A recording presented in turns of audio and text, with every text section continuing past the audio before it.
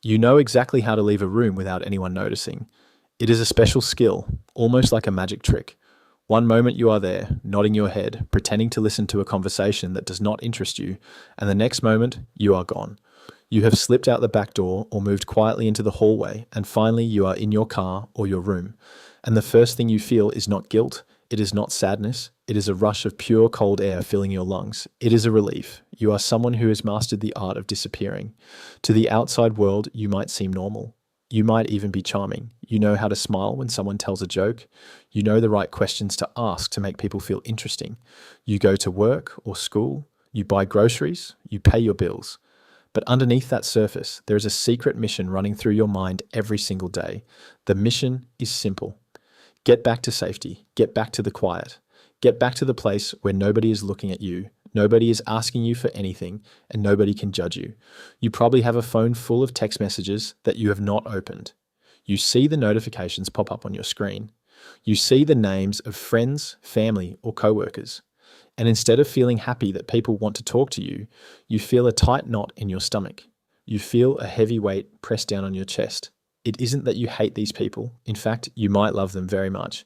But the idea of responding, of having to come up with words, of having to be on again, feels impossible. So you flip the phone over. You put it face down on the table. You tell yourself you will answer them later. But later turns into tomorrow, and tomorrow turns into a week. And soon the guilt becomes so big that you can't answer at all because now you have to explain why you were silent for so long.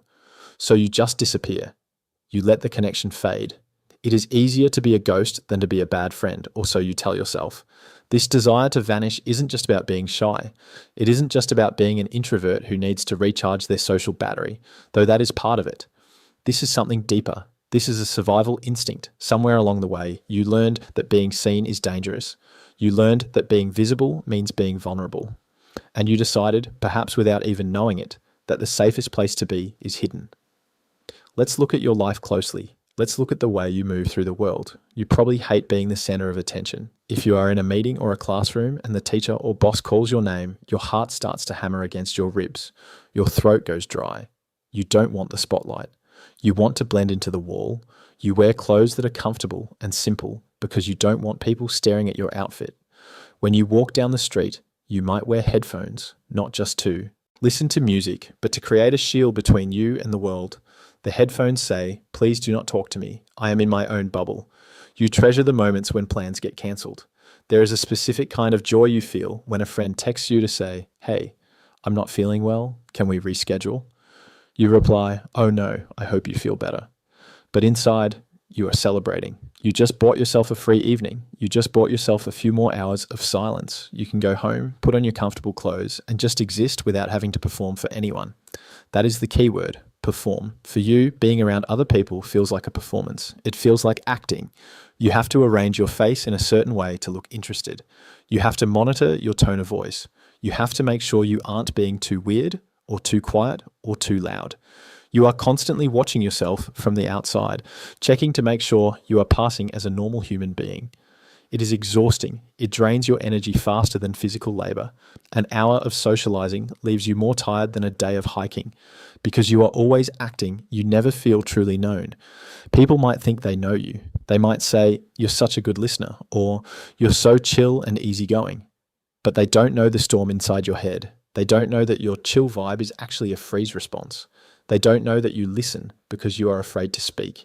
You keep your true thoughts, your weird ideas, your dark fears, and your deepest dreams locked away in a box deep inside you. You have decided that those things are too fragile to show to the world. If you show them, someone might laugh, someone might misunderstand, someone might use them against you. So you keep them hidden, you disappear into yourself. But where did this come from? You were not born wanting to hide. Watch a baby or a toddler. They are loud, they take up space, they cry when they are hungry, they scream when they are mad, and they laugh with their whole bodies.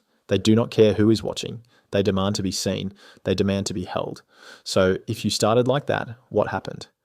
How did you go from a loud, messy child to a silent, disappearing adult? To understand this, we have to look at the home you grew up in. We have to look at the people who raised you. We have to look at the environment that shaped your brain. For many people who master the art of disappearing, childhood was not a place where it was safe to be loud. Maybe you had very critical parents. If you made a mistake, if you spilt milk, if you got a bad grade, the reaction was big and scary. You learned that being noticed usually meant being in trouble. So you learned to be small. You learned to walk on the floorboards that didn't squeak. You learned to gauge the mood of the house by the sound of the front door opening. You became a detective of emotion, constantly scanning the room to see if it was safe. And if the mood was bad, you knew what to do. Go to your room, close the door, be quiet. Or maybe your home wasn't scary, but it was chaotic. Maybe your parents were fighting all the time. Maybe they were dealing with their own problems, sickness, addiction, or just the stress of being poor. In that chaos, there was no room for your needs. If you cried, you were just adding to the noise. If you asked for help, you were being a burden. You saw that your parents were overwhelmed, and you decided to help them by not needing anything. You became the good child, the easy child, the child who plays quietly in the corner and never causes a fuss. You were praised for this. Adults probably told you, you are so mature for your age, or you are such a low-maintenance kid. They thought it was a compliment, but what they were really doing was reinforcing a dangerous lesson. They were teaching you that you are only lovable when you are invisible. They were teaching you that your value comes from how little space you take up. So you practiced. You practiced holding your tongue. You practiced swallowing your tears. You practiced fixing your own problems without asking for help. You built a fortress around yourself. Inside the fortress, you were safe. Inside the fortress, nobody could yell at you, nobody could let you down, and nobody could make you feel like a burden. But the cost of the fortress is loneliness. This is the great paradox of your life. You want to be alone, but you don't want to be lonely. You crave connection. You watch movies about friends who would die for each other. You read books about intense, sweeping romances. You see groups of people laughing at a restaurant, and you feel a pang of jealousy. You want that. You want to be seen. You want someone to look at you and really understand you. You want to be able to fall apart in someone's arms and have them catch you. But the moment you get close to that, the moment someone tries to enter your fortress, you panic. The old alarm bells start ringing. Danger! Danger! Your brain screams. If they get too close, they will see the real you and they will leave. Or if they get too close, they will try to control you. So you push them away. You don't do it with mean words. You do it with distance. You take longer to reply to texts. You stop sharing personal details. You make yourself busy. You become slippery, like smoke. You fade away until they stop trying. And when they finally stop calling, you feel that familiar mix of relief and sadness. You are safe again, but you are alone again. You have become an expert at the Irish exit, not just at parties, but in relationships. You leave before you can be left. You reject before you can be rejected. You disappear because you are terrified that if you stayed, you would eventually be erased by someone else. It is important to understand that this behavior is not something to be ashamed of. It is not a defect in your character. It is a masterpiece of engineering. Your mind built this system to protect you. When you were young and small and powerless, disappearing was the only power you had. It saved you. It kept you from getting yelled at. It kept you from feeling the sting of rejection. It allowed you to survive in an environment that didn't know how to take care of you. You are like an animal that has evolved to blend into the leaves. You are a master of camouflage. This is a skill. It requires high intelligence and high empathy. You are incredibly observant. You notice things other people miss. You can walk into a room and instantly feel the energy. You know who is angry, who is sad, and who is lying, all without them saying a word. You developed this superpower because you had to. You had to know where the threats were so you could avoid them. But here is the hard truth. The war is over. The danger you are hiding from is in the past. You are not that small child anymore. You are not living in that house anymore. You have your own life now. You have your own power. But you are still wearing the camouflage. You are still hiding in the bushes, waiting for a predator that is no longer hunting you. The armor that saved your life is now suffocating you. It is keeping out the bad stuff, yes, but it is also keeping out the good stuff. It is keeping out love. It is keeping out joy. It is keeping out the feeling of truly belonging to a community. When you disappear, you are safe, but you are also stagnant. Nothing grows in the dark. To grow, you need light, and to get light, you have to come out of hiding. Think about the physical toll this takes on you. Keeping a secret is hard work. Hiding your true self is like holding a beach ball underwater. You have to constantly apply pressure to keep it down. If you let go for even a second, it pops up and makes a splash. So your muscles are always tense. Your jaw is always clenched. Your shoulders are up by your ears. You are tired all the time because you are fighting a constant battle against your own nature. Your nature wants to connect. Your nature wants to be known, but your fear is holding it down. You might find that you live a lot of your life in your head. You have imaginary conversations with people. You win arguments in the shower. You think about what you should have said 3 days ago. Your inner world is rich and vibrant and loud, but your outer world is quiet. There's a disconnect between who you are on the inside and who you show to the world. This disconnect creates a deep, aching sadness. It is the sadness of potential unfulfilled. You know there is so much more to you. You know you have love to give. You know you have talents and ideas, but they are trapped behind the wall of your fear. And sometimes you wonder if you have disappeared too much. You wonder if you have faded so much that you no longer exist. You look in the mirror and you don't recognize the person staring back. You feel like a ghost in your own life. You watch the days go by, one after another, all the same. You go to work, you come home, you watch a screen, you sleep. You are safe, but are you alive? This is the question you must ask yourself tonight. Is safety enough? Is it enough to just survive, to just get through the day without anyone yelling at you? Or do you want something more? Breaking this pattern is not easy. It feels terrifying. It feels like stepping off a cliff. Every instinct in your body will scream at you to stop. When you try to speak up, your voice will shake. When you try to stay in the room instead of leaving, your legs will want to run. When you try to send that text message you've been ignoring, your fingers will feel heavy. That is okay. That fear is normal. It is just your old protector trying to do its job. It is your brain saying, wait, we don't do this. This is dangerous. You can thank your brain for trying to protect you, but you don't have to listen to it anymore. You don't have to change everything overnight. You don't have to suddenly become the life of the party. You don't have to become an extrovert. That is not the goal. The goal is not to become someone else. The goal is to let the world see who you actually are. Start small, very small. Start with one person. Is there one friend who is stuck around, even though you have been distant? Is there one family member who seems safe? Send them a text. It doesn't have to be long. Just say, thinking of you, or send a funny picture. That tiny action is a crack in the fortress wall. It lets a little bit of light in. Or try it with a stranger. When you buy your coffee, look the barista in the eye, smile, say thank you, and mean it.